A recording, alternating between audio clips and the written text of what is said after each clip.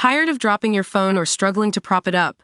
Meet the PopSockets phone grip with expanding kickstand in black, your new must-have accessory. Don't miss out. Grab yours today. Click the link in the video description to shop now on Amazon. What's good, hip-hop fans? Welcome to SpoilerZone.com, your #1 source for all things hip-hop news and culture. Today we got a story that's gonna make your blood boil, and I'm here to break it down with you.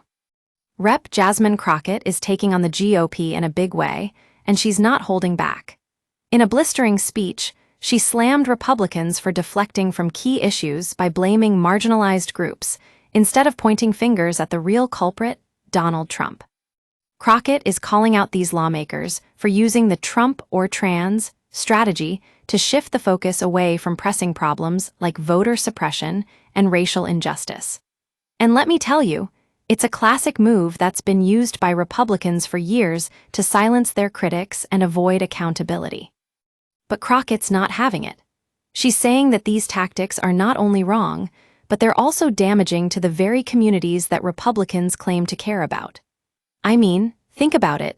If you're trying to distract from voter suppression by talking about trans rights, that's not a solution to the problem, that's just another way of gaslighting your opponents. And what really gets under Crockett's skin is that these Republicans know they can't win on policy. They're losing in the polls, and their party leadership is telling them to focus on wedge issues like this one.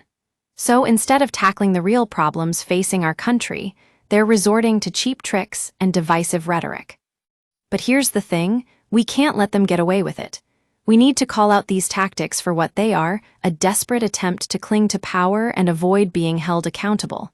And that's exactly what Crockett is doing. She's standing up for marginalized communities, and she's standing up for truth and justice. And if you're not on her side, well, then maybe it's time to reevaluate who you're supporting. That's the way it is in Washington, folks. The game may be dirty, but we can't play along.